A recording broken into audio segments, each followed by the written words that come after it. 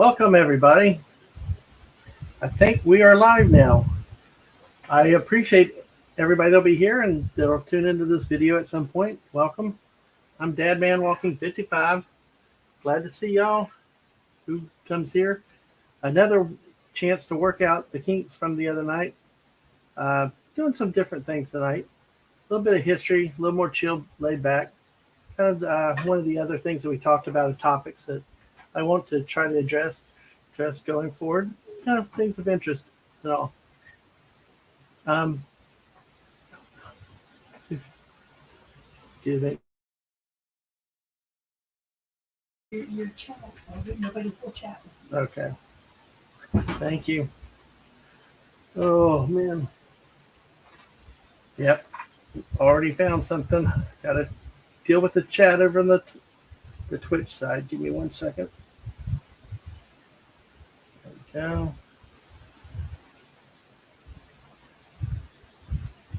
we go. Gotta figure out how to turn off that.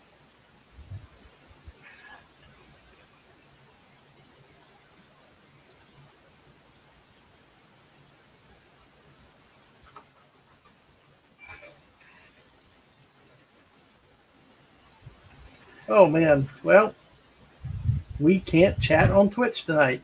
Hey, it's the give me 1 second, folks. Like I said, it's always a work in progress of how to do this and how to fix things and experimenting with things.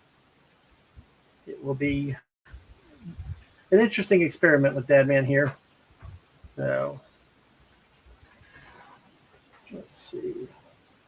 By the way, if anybody's here, how are you doing tonight? Good to see you. Hey, Mrs. Dadman. Football, yay! We got more history tonight, more than football. But hey, we got some cool Civil War stuff tonight. I think with a trip that we made many years ago up to Kentucky, Fort Donelson, where we had a family trip, and saw a lot of new stuff, a lot of beautiful countries up in that area. It had been the first time that a lot of us had gotten up there. So it's a very interesting country. And as you can see, let me see if I can pull down my screen a little, minimize it a little bit more.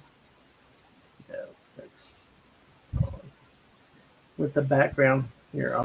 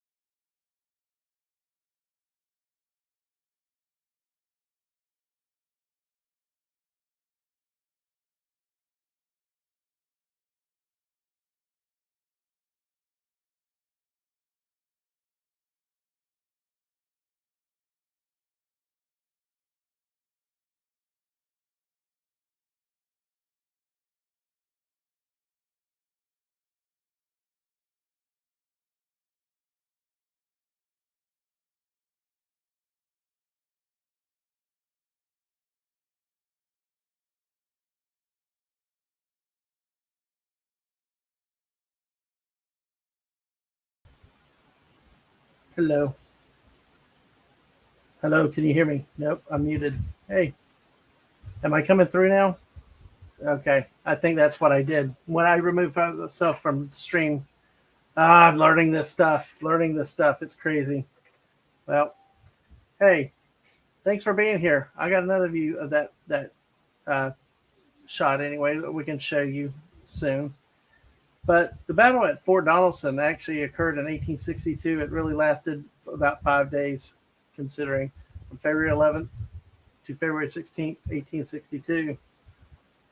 It was the result of a series of movements of Union forces down the rivers to take control, moving into Tennessee. into Kentucky to split the Confederacy. Fort Donelson was part of 3 forts: Fort Hayman, Fort Henry, that are on the Tennessee River, and just east of that is Fort Donelson on the Cumberland River. Um, Fort Hayman was abandoned before any fight because of it was not finished, and Fort Henry was actually victimized from the beginning because of bad engineering, and eventually the Mississippi River or the Tennessee River swallowed it up. When the fighting was happening, actually parts of the fort were underwater at that time, and even to today, all you can see is a marker marking the spot where Fort Henry once stood. Really bad design when you have your fort so dang low that the river takes it over.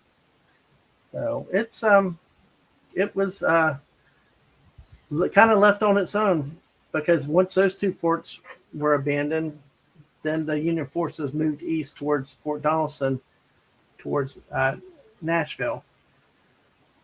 So let us take a look at this great picture that I had here, and where hopefully I don't mute myself again. But here we go with the screen, and let me share it. Here we go. I'm trying to get it maximized. There we go. This is the view, as I said before, from the upper gun batteries at Fort Donelson. And you can see how coming around the bend, the Union ships would end up fighting it face to face, which these guns were very significant and very, very powerful, and did some damage on February 14th when the Union forces had an expedition up the river to try to attack the fort, but were forced to withdraw after suffering pretty significant damage. As I mentioned here, this is the upper battery. There's also a lower battery, which we'll talk about in a second. But basically, as we mentioned, the locations here, if you can see in the middle of the map, just to the left of Nashville, you can see make out Fort Donelson, just right on the Kentucky-Tennessee line up there. And that's where it was located. And then just barely like a click to the Tennessee River to the left is where the other forts were that I mentioned. But as you can see in this area, why it was geographically important was the rivers and the railroads. This fort was a command center with all these modes of transportation. Back then, they didn't have a lot of developed roads, and we didn't have cars and stuff. So the way to move men and material and supplies was through the railroads and through the rivers. And that's why Fort Donelson was considered very significant in the early part of the war. Union wanted to go and drive through Tennessee to split the Confederacy, while the Confederates wanted to hold all that together, to hold it together. Now we'll go. The next thing is the lower. I think we jumped one there. Nope. Sorry. We got it again. And see, here's the view from the lower batteries here. This is one of the marker signs here that are placed down at the lower batteries. There were also floating batteries out here that obviously are not there today, but you can see that the low water battery was established down here to help provide fire at a lower level from the ships that are approaching. On February 13th, 1862, the battery engaged in a duel with the USS Carondelet. Near the close of the bombardment, which lasted an hour, a projectile struck and disabled the third gun, which resulted in some deaths and some injuries. So you can see how this fort is structured in a tier system. You got a lower battery, you got an upper battery here. But what has always been my favorite thing is just the view of this river and the trees. A beautiful view that's there. So I'm very partial to earthen forts. So, and a beautiful country up there. So how do you protect your weapons and your gunpowder and your shells? Well, they had to create powder magazines. Oh, sorry, I forgot to. There you go. So sorry, forgot to take the comment down. But hey, the powder magazine here is typical for every fort. A lot of times in brick and masonry forts, it's a room, it's a brick room fortified with extra support and protection from shelling. Well, in an earthen fort, you have to do something else. You have to build it, and generally build it underground. In this case, this is a reconstructed powder magazine on the lower battery, which like the sign reads, that it was a one-room double-wall building constructed of logs, and then it was made bomb-proof by a thick earth covering. The advantage of earthen forts over brick and masonry forts is that you take shelling. All you have to do is go throw more dirt in it and replace the holes that are created. Your brick and masonry forts, like in the case of Fort Pulaski in Savannah, you can't replace damage to the fort so easily. So the powder magazine had an inner space of about 11 square feet and had about 1,000 rounds for the lower battery. Had an earthen wall passageway, and it connected to the door of the magazine with the gun emplacements, which allowed for the safe transfer of ammunition to the guns. And this is an example of that. You notice we've got the logs inside. It's covered. It's covered under the big mound there, and then it's reinforced with sandbags at the roof. This is pretty common for these type of earthen forts. But you got to have somewhere to store your ammunition and your powder, and you got to protect it. So it's very lovely. Like I said, this is another reason why I like the earthen forts. It's just it has a very natural look to it. So then we will show this. The other advantage of the other beautiful thing to me of an earthen fort is all the gun pits, the mounds that surround the fort, because you have your earthworks. The earthworks are there to make it hard for the attacker to penetrate and breach the fort. Periodically you have cannon placed along the forts, and then you have your rifle pits. And to this day, it's just amazing to see what was created so long ago. And then this here is the Dover House. This is part of the fort. This is just a little bit east of the fort. This is significant to the battle because this is where the surrender occurred, which was on February 16th, 1862. It is part of the MP National Park Service site, and it's where there were some very important meetings that we'll discuss briefly, and the actual surrender occurred.